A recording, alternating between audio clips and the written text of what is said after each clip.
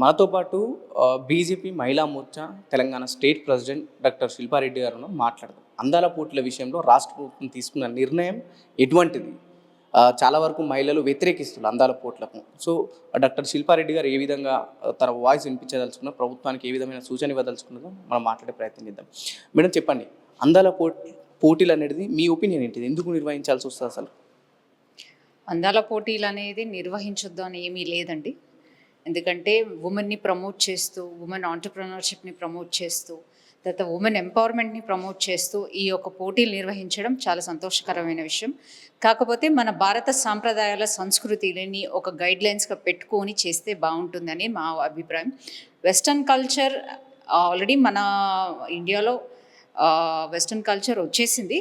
కాకపోతే మనం ఇంకా మనది సంప్రదాయాల సంస్కృతులు ఇంకా కూడా మన భారతదేశంలో మహిళలకు ఉన్నాయి కాబట్టి అది ఎక్కడ భంగం కలగకుండా ఇంతవరకు చూసుకున్నాము. అట్ ద సేమ్ టైం ఈ పోటీలు కూడా ఎట్లా నిర్వహించాలంటే ఎక్కడ మన కల్చర్కి, మన సంప్రదాయానికి ఏమి ఇబ్బంది కలగకుండా ఉండేటట్టు ఏదైతే ఉమెన్ ఎంపవర్మెంట్కి సంబంధించి ఏవైతే పోటీలు నిర్వహిస్తున్నారో వీల్ డెఫినెట్లీ ప్రమోటెడ్. బికాజ్ అందాల పోటీలు అనగానే ఓన్లీ శరీరం కాదు, it deals with everything. It deals with what and women things about the society, తన ఇంటెలెక్చువల్గా ఎంతుంది, అవన్నీ మ్యాటర్స్ కాబట్టి we can definitely say that ఇది ఒక మంచి ఉద్దేశమే. బికాజ్ అందాల పోటీలు నిర్వహించడం అనేది is a good thing.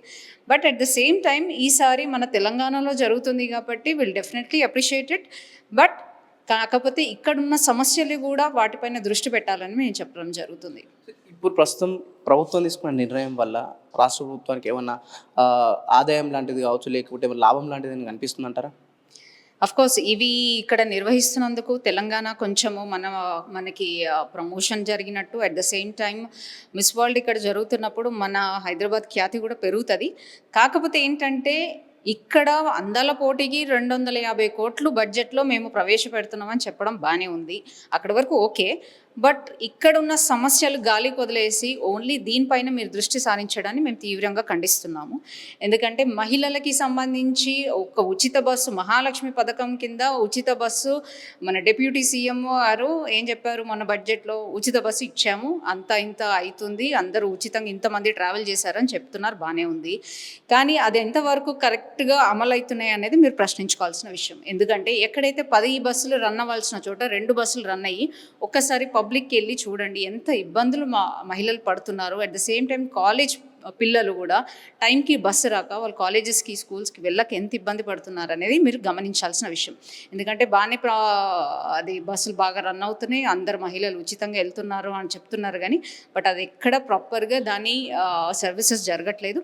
At the same time మీరు ఎలక్షన్ టైంలో మహిళలకి ఏదైతే మహాలక్ష్మి పథకం కింద 2500 ఇస్తా అన్నారు, అది ఇంతవరకు అమర్చింది లేదు. మొన్న బడ్జెట్లో కూడా దానిపైన సెపరేట్గా కేటాయించింది లేదు.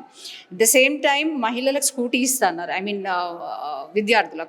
విద్యార్థులకు సరే అకాడమిక్ ఇయర్ అయిపోయింది, ఈ బడ్జెట్ సెషన్స్లో నెక్స్ట్ అకాడమిక్ ఇయర్ అవుతుంది కాబట్టి స్కూటీలు ఇస్తారేమో ఆశతో చేస్తున్న విద్యార్థులకు అది కూడా ఇవ్వడం లేదు.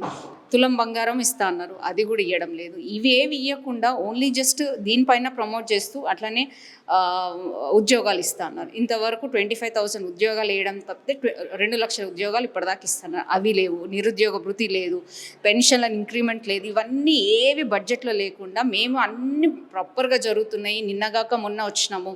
అండ్ ఇంకొకటి విచిత్రమైన విషయం ఏంటంటే ఇండియా టుడే కాన్క్లేవ్ 2025లో రేవంత్ రెడ్డి గారు డైరెక్ట్గా చెప్పారు, మేము వీటిని అమలు చేయలేమని తెలిసి ఇట్లాంటి పథకాలు మహిళలకి ముందు వాగ్దానాలు చేసి అట్లెట్లా మీరు ముందు వాగ్దానాలు చేస్తారు అంటే ఒక సీఎంగా మీరు సీఎంగా ఉన్నవారు, ఒక ఎంపీగా పోటీ చేసిన వారు, మీకు ఏవి అమలవుతాయో ఏవి అమలు చేయలేవో, ఉన్న పాత రాష్ట్ర అప్పులు ఎంత ఉన్నాయో అని తెలిసి కూడా ఇట్లాంటి మహిళలకి ప్రలోభ పెట్టి మీరు ఇచ్చిన హామీలు ఇప్పుడు నెరవేర్చలేనంటే ఎట్లా?